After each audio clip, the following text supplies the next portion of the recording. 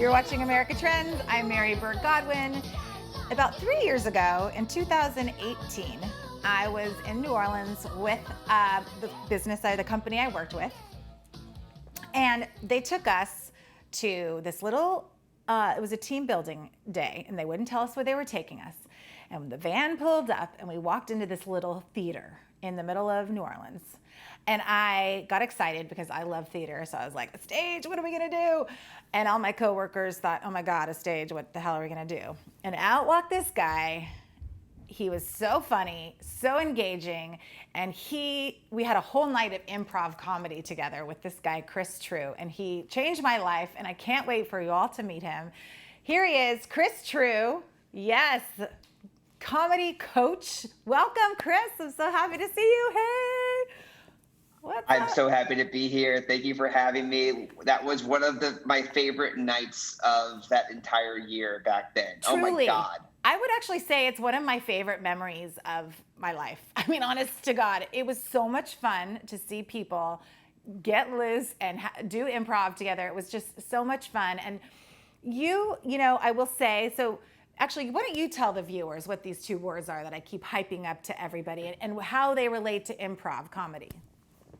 Yeah, so the two words you're talking about is yes and. So this is like the foundation of doing a good improv scene. And it just so happens to also be a great way of communicating, a great way to be as a human. What it means is when you say yes to something, you are accepting it as being real. You heard it, you accept it, it's true. The and is when you build on top of that.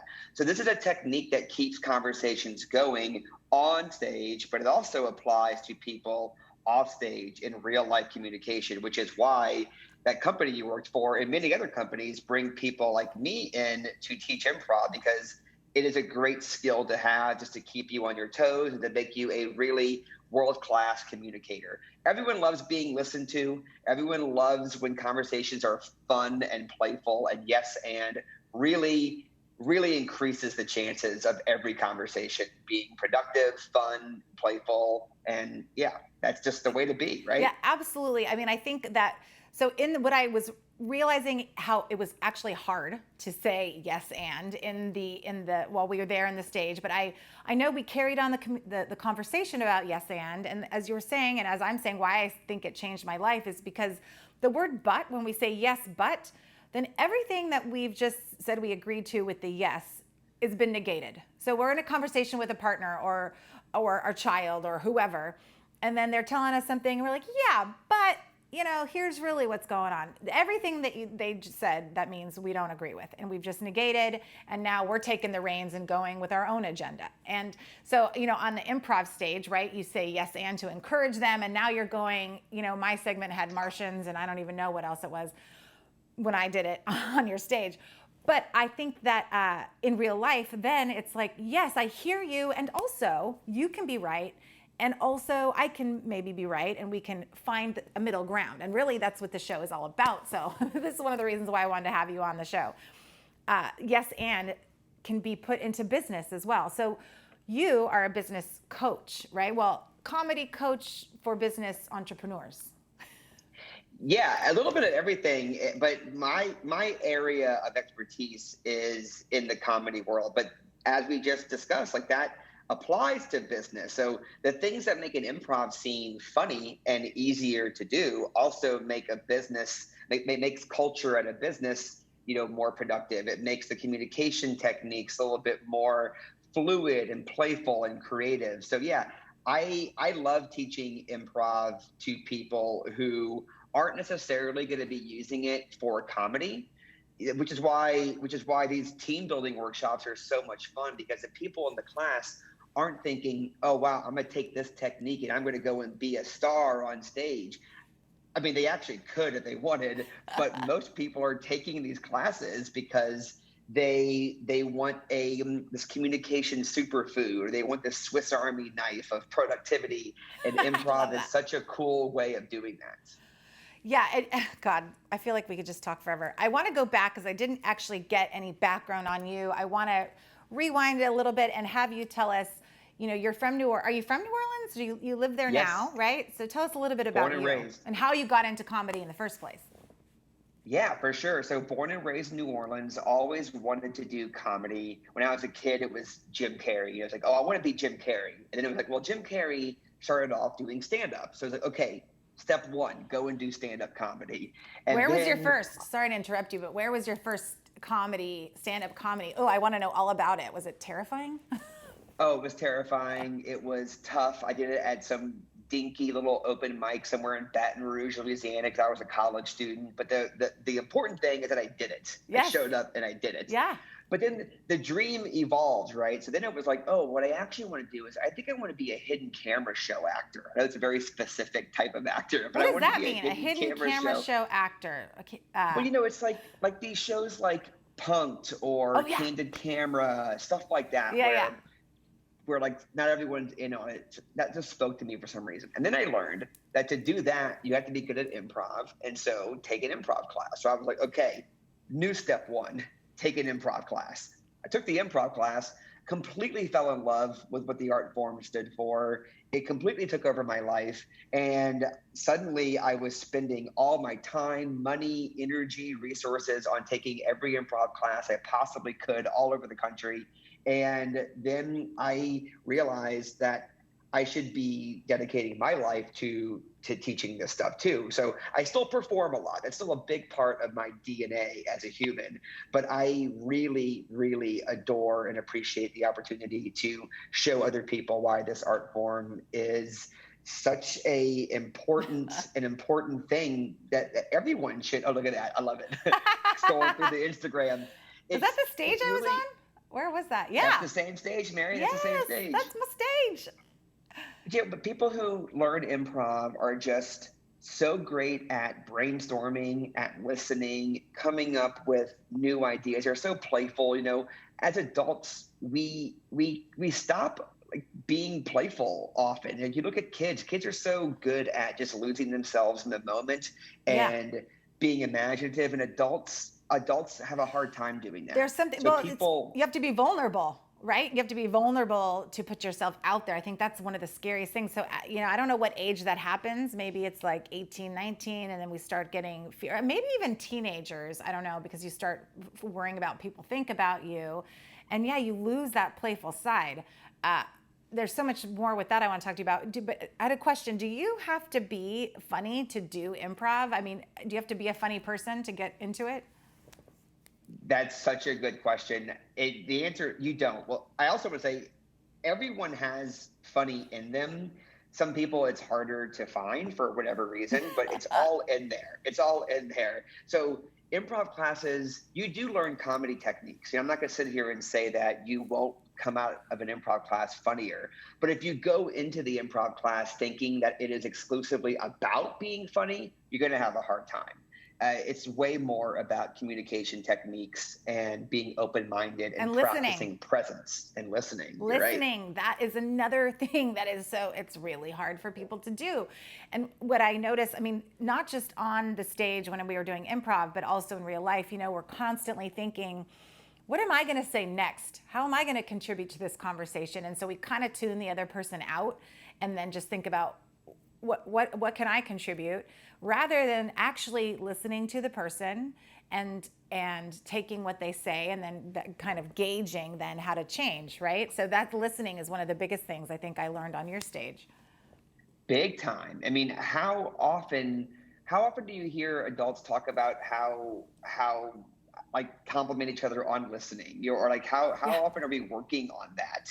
Improv makes you work on it. You can't be good at this art form and be a bad listener. You have to stay present. And also, isn't like being present and staying in the moment and mindfulness, like these are all things that are so important to us as people. But aside from like a couple meditation apps or maybe some yoga practices, like how often are we really diving deep on being the kind of person who prioritizes presence?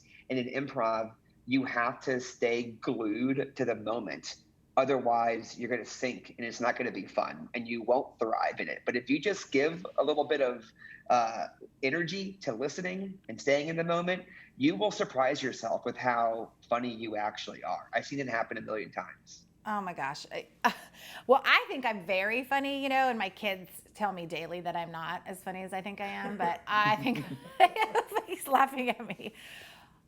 Come on, tell me I'm funny.